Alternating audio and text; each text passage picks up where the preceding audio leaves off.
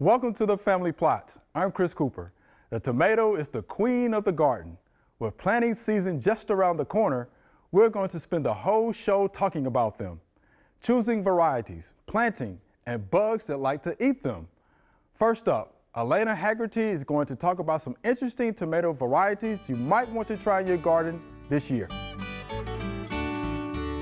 All right, Alainia, let's talk about those tomato varieties. So I'm sure you have a lot of favorite varieties, but before we do that, let's talk about the difference between determinate and indeterminate tomatoes. Your determinate tomatoes will put on their fruit all at one time. So like if you were canning and you wanted to make sure you had ample supply to do your canning at one time, then you would want to do your determinate varieties. Okay. Your indeterminate varieties, most of the home gardeners do these because they're going to, for what you've put into planting them, you're going to get your return all season long. Okay, all season long. All season long. And a lot of people do determinate varieties because they want something more compact because they're container gardening. But I encourage you to do the indeterminate varieties and then prune them back. Okay. They'll live through it. They'll live through it. They'll live through it. All right. So you want to start telling us about some of the tomato varieties that you like? Okay, there's a lot of different spectrum. There's a huge spectrum of flavors. Okay. You could try 10 different kinds and every member in the household would find a different variety that they like. So I encourage people to try different kinds before they choose or plant only one kind. Okay. Most of what's available to us in the big box stores is just a few varieties when there's thousands that we could try. Whenever you're getting them, buying your varieties, try to buy named varieties. Often they're tagged, we find them in the stores as red beefsteak. Mm-hmm. That's not the cultivar. That is the shape and the color they're telling you. Okay. If they say Roma, red Roma, which I've seen, that's a shape and a color. Okay. We want to know which red Roma was it. Right. Was it San Marzano? Was it Opalka? Because that way you know what to reject or what to retry the following year based off of how it produced and how it tasted. It's good. Okay, it's good. You'll still be limited with what you can find until you start. Nowadays, there's so many different online vendors that are selling many varieties. And of course, we get the seed catalog. So you can start your own or find a grower that's doing that already for you. And then you open up a whole world to all the different kinds that you can't normally find. I like that. So you're encouraging folks to try more than just the one. They taste different. Right. Okay. And they're going to produce differently. Sure. Some do better in the cooler temps that we would see in the northern states.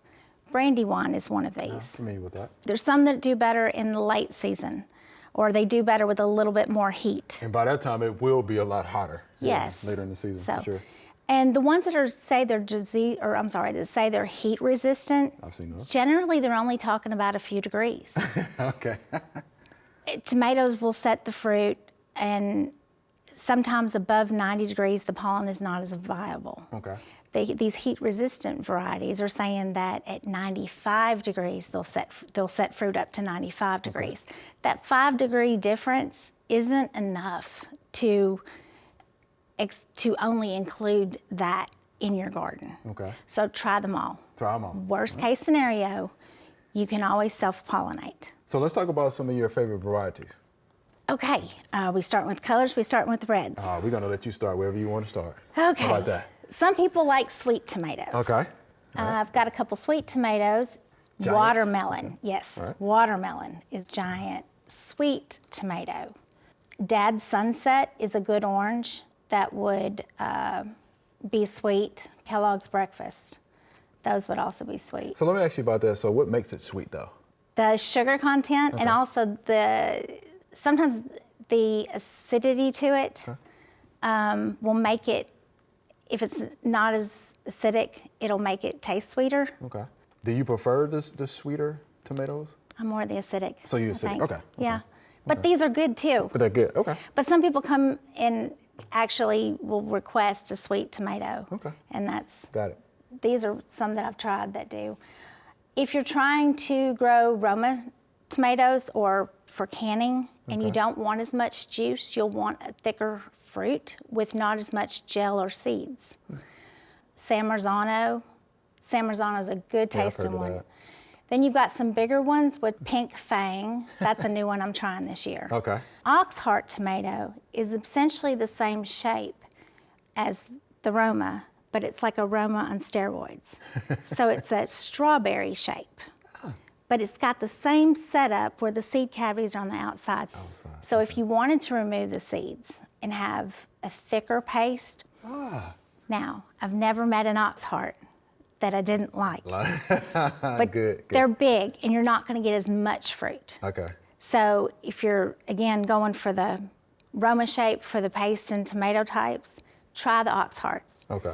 But keep in mind, you'll have to plant more of those. Right. But they have a lot more flavor than the typical Roma. Got it. Okay. Some Oxhearts would be German red strawberry, Wolford's Wonder, Russian 117. Now, good general purpose tomato. Okay. And what do you mean by general purpose? You're going to get a lot of them. Okay, so a lot. A reliable production. Okay. Maybe not the best tasting tomato, but it's reliable. It's reliable. Good. Okay. Stupus. Now, it's a smaller one. Okay. But you're going to get a lot of them. All right. A lot of people that have trouble growing, maybe they don't have enough sunlight and want at least 6 hours of direct sunlight. Okay. If you're not getting that, try Stupus. That's probably one that I think you'll get some. Those are cherries. Good. Okay. Other general purpose, Big Zack, Beef Master. Beef Master. How about that? Okay. Now, most people like the big, tasty tomatoes. Right. They're like, I want a big, tasty tomato. Sure. This is what I got for you. Okay. Aussie, Brandywine. Okay. That's And pretty it good. is a little sweet too. Italian tree tomato. Italian tree tomato. Huge. It's another potato leaf like your Brandywine. Okay. But they're good. They're good tasting and they're big fruit. Mexico, Neves Azorean Red. You haven't seen those in the store. Okay. Colored tomatoes. Yeah, let's do that. Your purples or your blacks. There's one called black, and it's about egg-shaped. Okay. Cherokee purple. No Cherokee Folks purple. know. Know that one. Purple calabash. I like those. Okay. Now those are the ugliest looking tomatoes. Oh goodness. But if you don't mind it being ugly and you just want to taste a really good purple, it's a really good purple. Yellows and oranges. Dad's Sunset. Kellogg's Breakfast. Oh, Kellogg's Breakfast. Persimmon. Golly. Now, green tomatoes. Okay. My mom likes these. Green tomatoes. They're ripe when they're still green. They're ripe. And they're green. They're going to have a little bit of a yellow blushing at the shoulders, maybe a little bit of a pink blushing at the bottom, Okay. and they're going to be a little squishy. So that's how you can tell when they're ready. That's the only way you can tell when they're ready. My mom likes those, Okay. but do not plant a whole garden of those. Okay. They have a tart taste to them. It's not going to taste like a regular tomato. Okay. But Mom likes them a lot. Hey, I'm going with Mom. Anna's Noir is base green. We talked about that one. It's a sweet tomato, sweet. but it's really unique looking. Your striped tomatoes. Okay. These can be the most colorful, neatest looking tomatoes. And if you like to grow tomatoes, maybe you don't like to taste tomatoes. There are some people out there that do not like to eat them, but they like to grow them. They like to grow. These are for you. Right, we know some of those people, don't we? Yes, striped ones, splotched ones. A well-known one would be Big Rainbow. Yellow, and you'll get some pink splotches on the outside. You can slice them and you'll have that pink starburst in the center. How about that? Okay. Pineapple. Pineapple. Hawaiian pineapple, but they're a little different. Hawaiian pineapple's got more striping. Pineapple has more splotches, and they're huge. A little bit of sweet, they're fruity. Pork chop. Pork chop, all right. Cherry tomatoes. All right. There's big cherries, little cherries. Okay. You've got your salad bar size. That Which would I be like. about like a quarter. And then there's the little mini marbles that served together, they just look excellent. Okay. If you like the little bitty ones, try Matt's Wild Cherry. If you can't grow or think you can't grow tomatoes, try Matt's Wild Cherry. If it Okay. ever makes once, I had one going for like 15 years. How about that? If you like that one, white currant is a yellow version. These are your little wild cherries. Okay. Salad bar size, about like a quarter. Black cherry, that's different than your normal, and it's good. It's purple. Eye candy, that's your salad bar size. Yeah, so again, try all of these if you can. Yes. Just try variety. Yes. That's what you're asking Find for. named varieties. Okay. Find a selection, and try different things. Just try different things. As soon as you find out what you do like, then you can start comparing them. Sure. And talking tomatoes with your friends. With tomato varieties picked out, it is time to plant. Alainia is going to show us how. Welcome to our family plot square foot garden. We need some tomatoes in here. We need some tomatoes in a couple of these squares. So we have you to help us out with that. We can take care of that. Let's take care of that, all right? Nighttime temperatures have to be above 50. Okay. We good? Okay. I think we good. Daytime, nighttime. Daytime, nighttime. They can stunt below 50 degrees. Okay. So today we're planting big boys. Okay. And I tell you what, I've got some water-soluble fertilizer. Okay. You can use organic. So that's if your you're own an mixture? organic gardener. Okay, all right. This is just an all-purpose. All-purpose, okay, good deal. I like to give them the fertilizer about 20 minutes before, 20, 30 minutes, Okay. so that before we disturb the roots, they can take it up without any restriction whatsoever or without drying out. A lot of times you put them directly into the dry soil, and that dryness will start, the dirt will start to wick away the moisture on the root ends and could kill the root ends. Good, that's so a good point. Give them a good drink beforehand. Good drink beforehand, all right. Okay, so the difference between a thin stalk on our tomato plant, even in these transplants, versus a thicker stalk is how much of the stem you plant in the ground. The stem, when you bury it, will make roots all along the stem. Okay. So that's what's done when you transplant a little seedling. When they're burying it, that's making more roots and it makes a thicker stem. So when we're planting it in here, we want to do the same thing. Okay. We're planning on planting as much of this stem without damaging too much of the foliage. Okay, how about that? So, but to bury them, so we're going to prune off anything that we don't need on the bottom so we can bury the stem. So you just pinch those off? pinch these bottom leaves off. All right. Take them on That's an out interesting here. planting technique. Okay. How do the roots look? So, good. Everything's okay? We're going to plant it up to about here. Wow, okay. And it's going to make a shorter plant, but it's going to make a stout stem. Okay. So we want stout stem. stout stems. Okay. Okay. All right. Let's see how much you dig. Oh, this is good. You like that? Yep. You good? You want to put it in the middle of the square? You can put it in the middle of the square. Okay. We'll loosen up the dirt. We want to loosen up the dirt as much as possible up underneath. They say they need about the size of a 5-gallon bucket for their roots. And of course, the roots are going to extend up under the ground, so they've got that, and it's nice and loose. So, just going to loosen up a little bit to make sure. The roots are lazy. Anything we can do for them makes them grow easier. All right. Okay. Make it easy for the roots. All right, I got Let's put the roots over here on this end. Take this little guy out of here. Okay. So do we need to Loosen up the bottom. Okay. And they call this the trench method too, where you just Trench. drag a little trench. And we're gonna lay it down, break up the roots a little bit, Okay.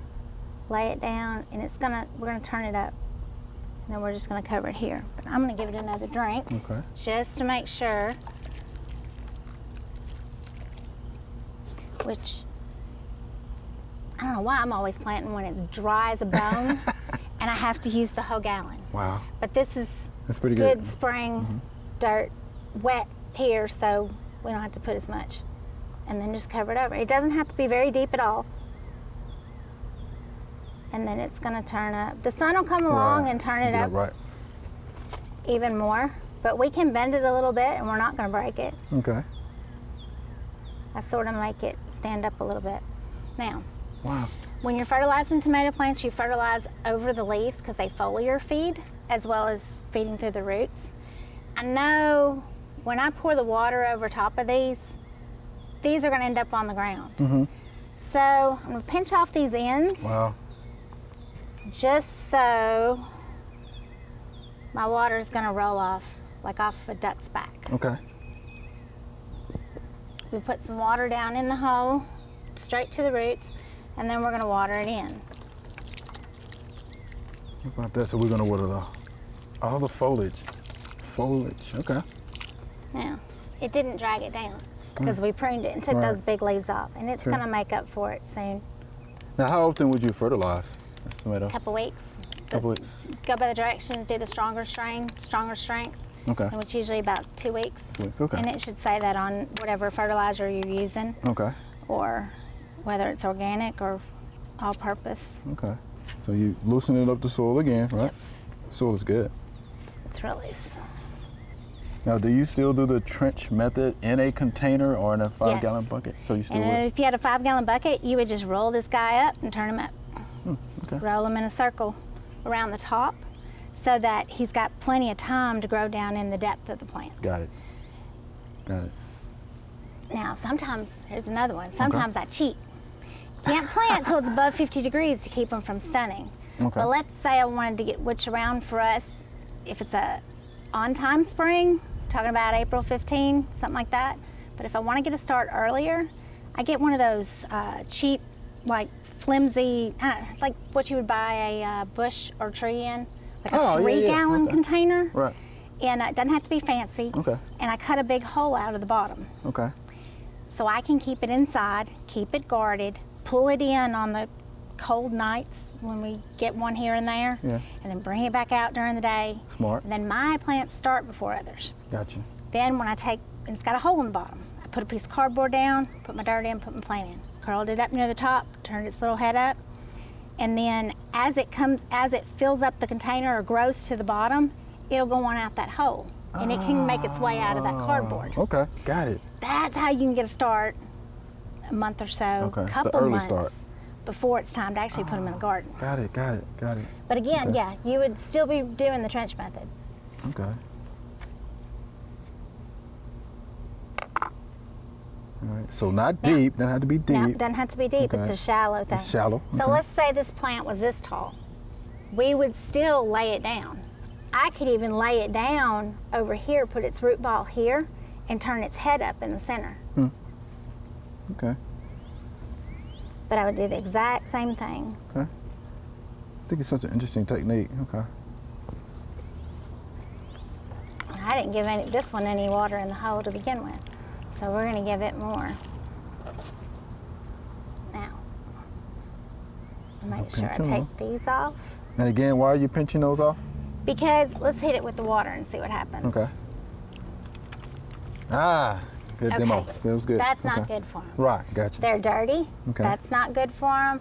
And also they're laying up against the dirt Sure. and the sun, and I just know that kills the leaves. Sure. So, by pinching these back just a little bit, they don't need those big leaves, and that leaves them up this way instead of out. Okay. Does that make sense? Oh, it makes sense. Okay. Got it. Got it. So let's hit it again now that it's pruned. Okay. It's a little bit of a beat down, but it didn't lay down in the dirt. It sure didn't. Yeah. And it's not going to miss it. Besides, it's going to put out roots all along that stem. So when these guys, in about 1 month, they should be maybe about as big around as my thumb. A little bit, they'll be a little bit less. Okay. If you can buy, people ask me what kind of plants do you want to buy? Or what is a good plant when you see one? I don't care if it's tall and leggy, as they say. That means to me that it's growing well. Okay. If it's all light colored, maybe it didn't have enough sun. That's not so great. You might have to harden it before you put it in the garden. Okay. But let's say it's this tall. It doesn't have any growth retardants on it. And Okay. it's sometimes some of the big box stores will spray with growth retardants to keep them Yes, short and yeah, slow compact down. and look pretty. How about So that? don't get tied up with the plant needing to look pretty. Okay. If its stem is that long, that's all roots. So by putting them in here, even if I wanted to keep it in the square, I could just lay it down in a circle and turn its head up right there. Wow, how about that? And it's still going to have at least 5 gallons worth of volume area to grow down below. Okay. So, Alainia, I'm gonna let you continue to do what you're doing, but we thank you so much for that demonstration. That was good. Tomatoes are delicious. Bugs think so too. Retired UT entomologist Frank Hale talks about the kinds of bugs that want to munch on your tomato plants. Everybody likes to grow tomatoes, Yeah, everybody right? has at least Yes. 1 or 2 tomatoes, maybe a pepper thrown in there. I brought a tomato plant today. It's going good. When they put those in the ground, sometimes you find them the next day and they've been clipped off. Now what could do that? It's the cutworm. Cutworm, exactly. That's right. A lot of these cutworms don't even overwinter here, but they fly up on these spring storm fronts that we have. So the moth lives down south, like the black cutworm. Okay. They lay their eggs on weeds and things, and then as soon as you start tilling your garden and planting your vegetables, guess what? They're looking for something to eat. Right. They're nocturnal feeders. Okay. So they're under clumps of dirt in the soil during the daytime. They come out at night, and then they clip a plant and pull it back into their underground den to feed on. Wow, that's interesting. So some people will get around the plant, put a little circle with aluminum foil. That will kind of deter the cutworms a little bit. Okay. Some people, organic, they might put within that circle, they might put diatomaceous earth or something irritating the insect. Okay. So those are some things. And then of course we have insecticides that you could spray you want to spray the soil around the plant and the base of the plant. Okay. So that when they walk across the soil at night, they Gets pick on up the insecticide. Okay, how about that? Yeah. And what about aphids? Yeah, aphids, they can fly. Some aphids fly, and they'll move in from wild host plants, weeds and such. They'll land on usually the terminal of the plant, these new tender leaves. And aphids can give rise to other aphids very quickly. The female can either lay eggs or she can give rise to a live young, so live birth. So you have lots of aphids very quick, their life cycle is very fast. Okay. And so you can start out with just a few wing forms that come in, they start laying eggs or giving birth, and then you have lots of aphids. So I like to, if I see aphids on a plant and I haven't put it in the ground, I take it, lay it on its side, and wash it down with soapy water. Okay. With a hose, and really strong jet of water, so you just blast the aphids off. And you could really do that still when they're in the garden. If you see a tomato plant in the morning, just blast the top of it, you see some aphids, and just physically remove them. Okay. And then let the lady beetles and other predators. Beneficial. So a lot of people, they want to do, the first thing is use an insecticide. But I say caution with aphids, because if you just wait a couple weeks, lady beetles will lay their eggs there. They're lemon yellow eggs. They lay them on the leaves amongst the aphids. There's also a type fly called syrphid flies or hover flies. They'll lay a single white egg right there where the aphids are, and the larva is predaceous. It'll just tear them apart. There's a lot of good beneficial insects. If we don't use a lot of insecticide in the garden, we can really build up good numbers of these insects. Good. So, I'm glad you mentioned that. Yeah. Good. Okay. The- Yeah, go ahead. I was just going to say the next thing is protecting the fruit. Okay.